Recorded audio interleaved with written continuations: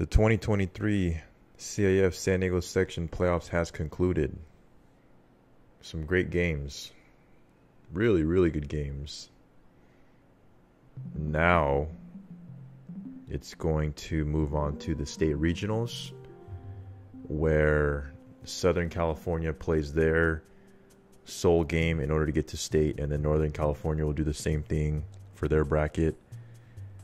Southern California, just the southern part of the state, has the southern section team face a team from San Diego to ultimately represent the south. And then I believe the central section is connected with the NorCal section of things, so they'll match up for whatever they do. But it's always going to be southern section, which is Los Angeles, Orange County, Inland Empire, and then San Diego County. So things are starting to get hot. Things are starting to get good. We got some great teams that are going to represent the county, and I'm going to address those teams and kind of their path to getting to this point, ultimately being CIF champions for the San Diego section. So congratulations to all the 5 divisions that has achieved it. And I'm going to go over each of the divisions and kind of analyze from there. So I'll start top to bottom and just really highlight the main teams. So in the open division, obviously I already made the video regarding Granite Hill's insane championship run and undefeated season, getting to the point where they faced Lincoln in this open division championship and ended up winning a really close one, literally by 1 yard away from potentially giving the game away or having Lincoln win instead. But Granite Hills was able to hold on and fight off the Hornets and have won that game 27-26. Now, historically speaking, obviously the Los Angeles, Orange County, Southern section teams are just overall a step or two better than San Diego section. So with that being said, usually the open division teams here will play a Division II caliber team from Southern section. So what that means is that let's just imagine that a Division I team in Orange County had to play a team from San Diego section. They would move down and San Diego would move up, but the division would be 2, if that makes any sense. That's how they've been doing it. I believe they're going to do a 1A and a 2A. I believe the open division championship winner either plays 2A or 1AA, right? So all I know is that the southern section team, so Los Angeles, Orange County, they'll play a level down, because technically the open division, or Division I rather, in southern section is a modern day St. John Bosco Centennial caliber team. A Division I open division caliber team from San Diego is Lincoln, Granite, Helix, and Carlsbad. The winner of the open here won't ever play Mater Dei or Bosco. It just has never happened, and it won't ever happen because those caliber teams are way better than San Diego County open division, so that'll never happen. So when I say a southern section team gets bumped down, we San Diego open division end up playing up, or sorry, they end up playing someone down. So last year, I believe Lincoln played a Sierra Canyon. Sierra Canyon, I believe, is a Division II in southern section, if that makes any sense. So with that being said, Granite Hills, you know what I mean, they're a team that's on fire. They're a team that has caught fire. They have a lot of momentum going into the new state regional game. They're gonna probably play a Mission Viejo. So Mission Viejo earlier tonight, they just won and beat their opponent, Servite High School in Anaheim, pretty convincingly. But they beat them, representing Division II for the southern section. I believe Granite will play Mission Viejo for the state regional, but the schedule comes out tomorrow, if I'm not mistaken. I've been on the internet all night trying to get a leg up and a head on what the schedule would be, because I'm very excited to really see who the opponents would be for us San Diego teams down here, because all the CIF winners, or majority of them, are going to get a shot to make it to state. In order to make it to state championship, they got to play this state regional game, so playing someone from Los Angeles. So that's going to be the matchup. In my opinion, I believe Granite Hills can beat a team such as Mission Viejo or Servite. Like I said, they have all the confidence in the world. They're on a hot streak. They're confident. They end up having a huge win to win CIF, moving a division up from last year. They are already a defending state champion. They're going to obviously go up in another division because they were representing Division 2 San Diego last year. So they're on fire, and they're really out to prove. Man, I believe they have the best chances of winning. There's some other successful teams out there, but Granite Hills they are really carrying the county by themselves. So it's going to be really exciting. Really, really pumped for them.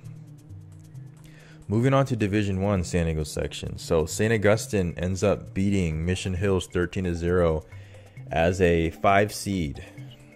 Didn't get the first round bye. Took the long route. Played 4 games in order to win a championship. Shout out to the Saints. 2 years ago, 2021, they were in shambles. They didn't know what was going on. They had a coach end up getting fired.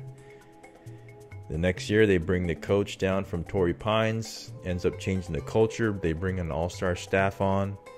They start a whole bunch of freshmen. They get to the playoffs their first year with the heavy freshman class.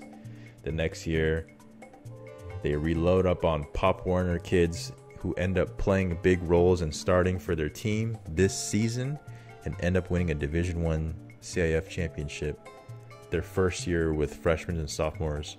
Again, I said it in a maybe it was the playoff video or a regular season video I posted a few months back about my prediction on St. Augustine High School's trajectory and promise in the future, and I said that they're going to win CIF and they're going to be state championship contenders in the open division 2 years from now if they have all of their rising juniors, because they're sophomores now, but the rising juniors and rising sophomores, if they're able to stay for the 2025 season, I believe that they can win it all. Mark my words. That's 2 years down the road. That's how much talent they have. End up blowing through Mira Mesa 37-10, La Costa Canyon 32-17. They hold off a hungry Madison team that ended up beating Torrey Pines. Madison beating Torrey Pines is something I wanted to highlight. Shout out to them, because I had Torrey Pines winning this bracket. I was right on the Mission Hills prediction of them getting to the final. Mission Hills getting to the final for Division 1, but the fact that Torrey Pines gets knocked out in the second round by a number 9 seed Madison is pretty amazing. And honestly, Madison lost to Saints by 1 point, 28-27. So all that slander I was talking about Madison, they shut me up and they proved me wrong, which is good. I love it when people prove me wrong. And they're in a position to play Mission Hills to compete for a championship. So that just goes to show you how playoffs can be. Saints end up winning it all. They're going to get a chance to compete for state, I believe, and represent Division 1. Underclassmen, man, they already won the championship this year, Division 1. They're looking really good, and they're going to be very scary going forward.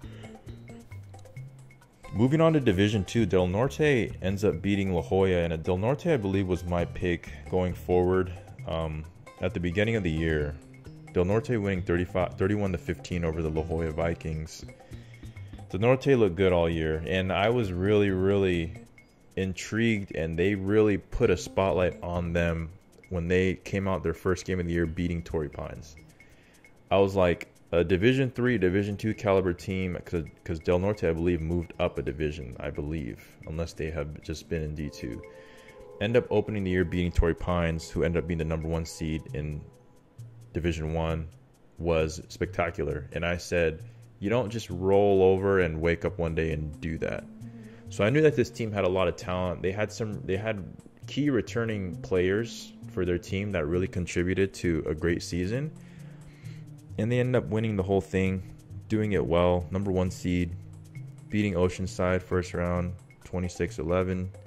Next round semifinal, beating the Point Loma Pointers 9-7 in a close game, and then end up finishing the job at Southwestern 31-15. Del Norte did really well. I thought Rancho Bernardo would have a better run going to the championship, but they ended up getting demolished by La Jolla. I felt La Jolla was a polarizing team. I didn't think that they were that great, but they showed it when they needed to.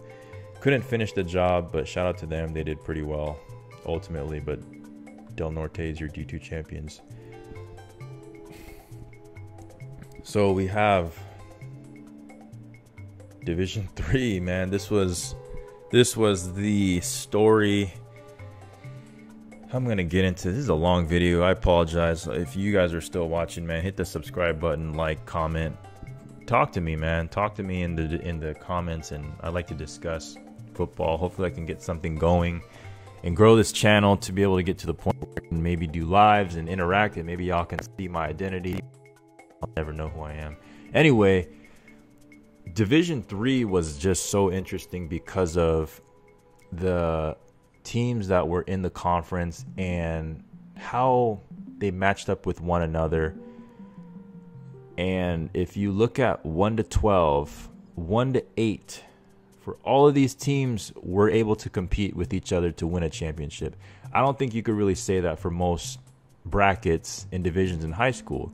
You have your 2 to 3 good teams, and everyone else really doesn't have a chance. This year, Division 3 here in San Diego, you had 8 teams, I believe, that were able to make it and win it all. Right? My prediction was West Hills, Mission Bay winning. Right? We have a... This is crazy, man. I'm about to break this down. This is the craziest bracket, man. We have a number 1 seed Mission Bay Buccaneers getting all the way to the semifinals, but losing to a number 4 seeded team, right? Mission Bay barely escapes their quarterfinal game against number 9 seed El Cap 14-0. That could have gone either way, right? Grossmont Foothillers end up beating Santa Fe Christian, which I thought Santa Fe Christian would win, only by 3 points. Santa Fe Christian could have that opportunity, ended up beating Grossmont in another dimension and playing Mission Bay and beating them, possibly, hypothetically. You have your West Hills Wolfpack getting upset by La Jolla Country Day at home. La Jolla Country Day, a 6th seed, needing to take the long way. West Hills had a chance. They were my pick to go to the championship. And then Fallbrook Warriors barely escaping beating Imperial in their quarterfinal round, and then end up almost beating La Jolla Country Day when they advanced to the semifinals. It was just so much could have gone either way. So many close games. This was a crazy ending. What ultimately happened was Grossmont ended up beating Santa Fe Christian in their quarterfinal round as a 4th seed. They end up matching up in the semifinals in the top bracket facing Mission Bay, and they end up beating Mission Bay, the number 1 seed, and they get their appearance in the championship. La Jolla Country Day happened to come out on the other side of the bracket to make an appearance in the championship game by beating Morse in their first round, upsetting West Hills in their quarterfinal, and then winning, I believe, an overtime win all the way up in Fallbrook, beating a number 2 seed as the 6th seed, and end up going to the championship and putting up 73 points on Grossmont. And I was at that game, and I saw the massacre. And that was beautiful because those kids from La Jolla Country Day can play football. Mangini is a football player and athlete. Their coaching staff and their offense is amazing. And I love the play call, and I love the system, and I love the scheme because it's able to fit the players and the personnel. And it's simple enough for the players to be able to run with confidence, and it's not too complicated, and it's effective. Shout out to them, man. That was an awesome run. Division 4, I don't have much to say about it. I was right in terms of what I said, in terms of how Mount McGill would prance and walk and dance through the bracket, beating Escondido 56-13, so quarterfinal, semifinal, beating Santana 37-6, and end up winning their championship 35-14 over number 2 seed Chula Vista. Now, what I was surprised was how long it's been since Mount McGill Matadors have won a football championship for CIF. 60 years? Holy crap, man. Mount McGill has had great teams over the years. I did not know it was that long since they've won a championship.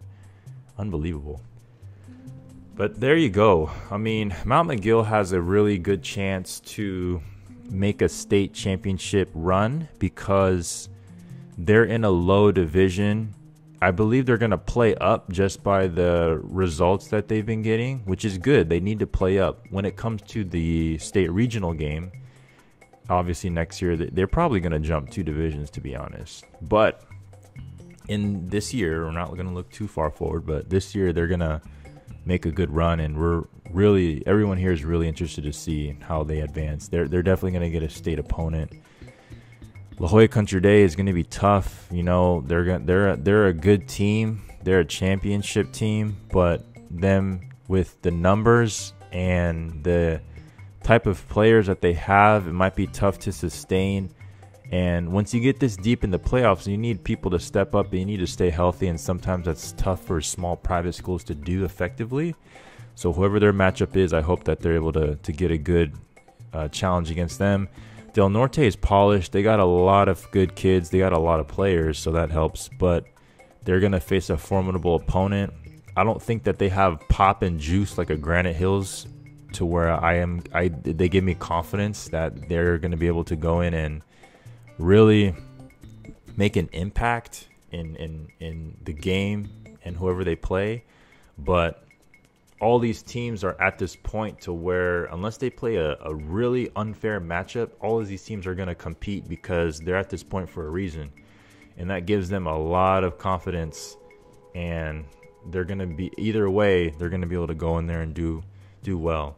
Saints, same idea as Del Norte. They don't have crazy great athletes popping out. I mean, they do in terms of some of their key players in San Diego, but I'm saying from a state championship kind of threshold and standard, I'm saying I'm a little uneasy in terms of my confidence in them, but I know that they're gonna have a good chance because they've proven it, and they've obviously proved that they're champions, so they're going to be able to compete. And then Granite, to me, I believe has the best chance and best odds to make a championship win for state, whoever they play in the first round, and then whoever their NorCal opponent is. I got all the confidence in the world that they can make it happen, and they did it last year, so who says that they can't do it this year? So I'm super excited. I'm probably gonna check in with y'all. I mean, maybe when these brackets come out, I might do another analysis, maybe do some film study and a little bit of an evaluation on some of these other teams, and kind of get in depth with that. That might be a good time. That might be really informative for everyone out there, and do some mini previews for these regional games coming up. So I might do that. Y'all stay tuned, man. Y'all keep subscribing, keep watching, share the video, share the content if you can. I appreciate it. Appreciate the love, support. Keep watching the videos, man. Comment down below. Like I said, I want to interact with people again, and just make sure that you guys stay tuned. I'll be making these videos. 2023 season's coming to an end. So glad, so blessed to be able to come out to these games and watch these players play, and being able to cover this and do this is a lot of fun, and hopefully I can get this channel to grow a little bit so I can get a little bit more interaction. But it's been a great season, been a great year. Hopefully we can finish off these last few weeks strong and deserving, and with all the respect like we do for this beautiful game that has been provided to us. So with that being said, check in for the next one. It's going to be coming up in the next couple days. Y'all be safe out there, man. Peace. Like I said, keep supporting the channel. Like, subscribe, comment. Stay tuned. See y'all in a little bit. Peace.